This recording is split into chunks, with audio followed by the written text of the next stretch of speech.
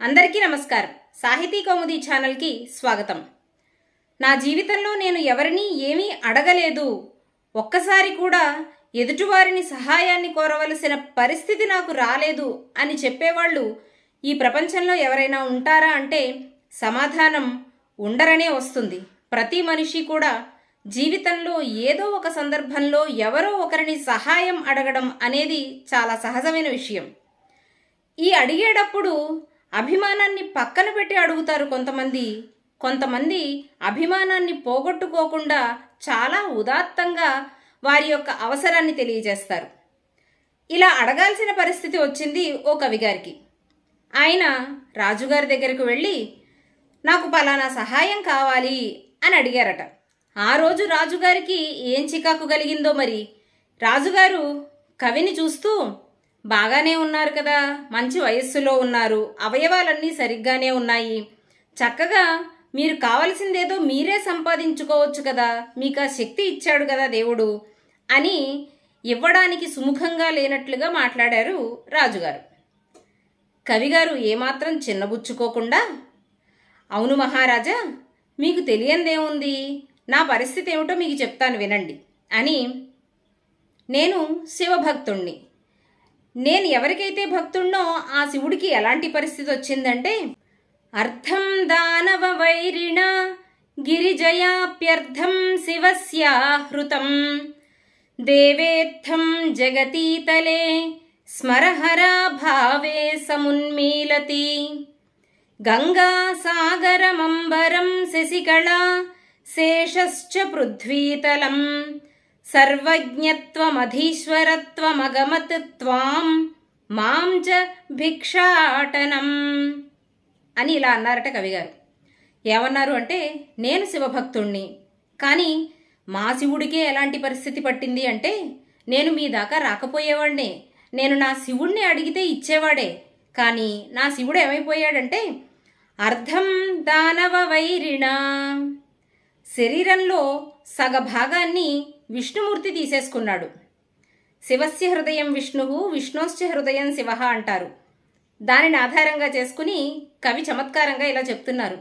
శివునకు విష్ణువునకు అభేదం కాబట్టి మా శివుని శరీరంలో సగం శరీరం విష్ణువుదే, అలా విష్ణుమూర్తి సగం శరీరం తీసేసుకున్నాడు.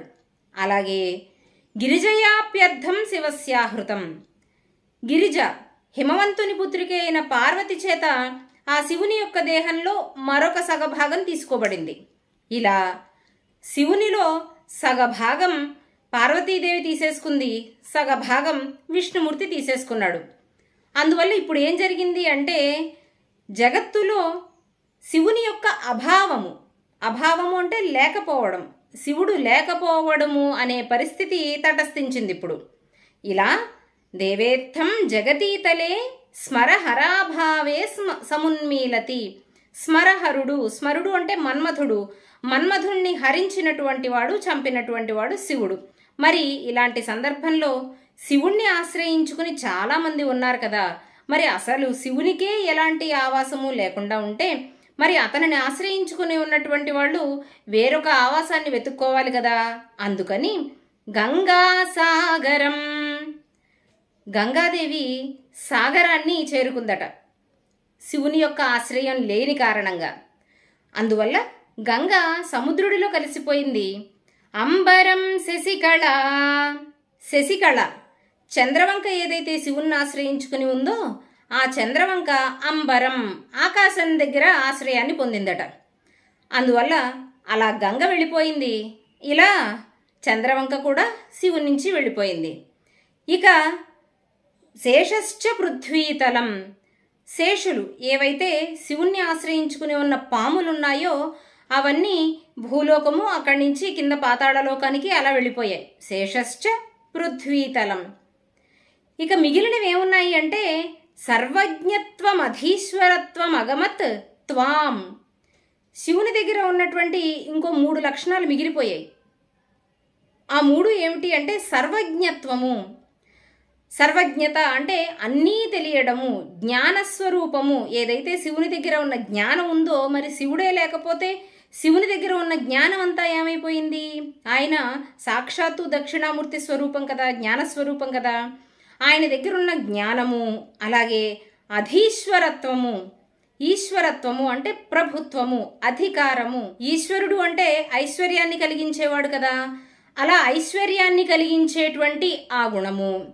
ఈ రెండూ కూడా అగమత్ త్వాం నిన్ను చేరుకున్నాయి.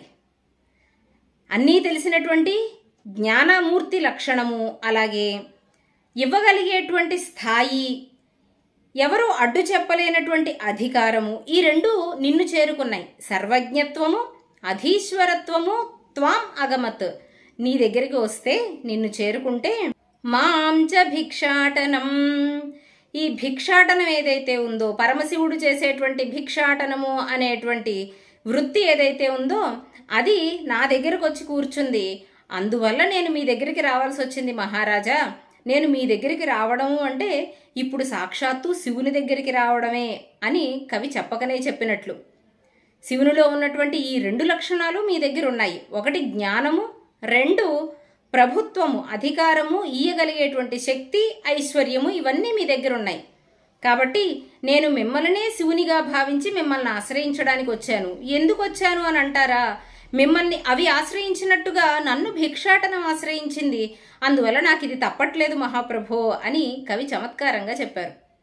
ఇలా అడిగినప్పుడు రాజుగారు కాదని అనేటువంటి ప్రసక్తి లేనే లేదు. ఎందుకంటే సాక్షాత్తు పరమశివునితో పోల్చాడు. అలాగే ముందు రాజుగారు ఏదైతే ఓ మాట అన్నారో, బానే ఉన్నావు కదా, అన్నీ బానే ఉన్నాయి కదా, అయినా ఎందుకు ఇలా వచ్చావు అని అంటే, ఈ ప్రశ్నలన్నిటికీ ఇంకా మళ్ళీ తిరిగి సమాధానం అడగాలి అనే ఆలోచన లేకుండా, ఎందుకంటే సర్వజ్ఞత్వము అన్నది రాజు దగ్గర ఉంది అని చెప్పాడు.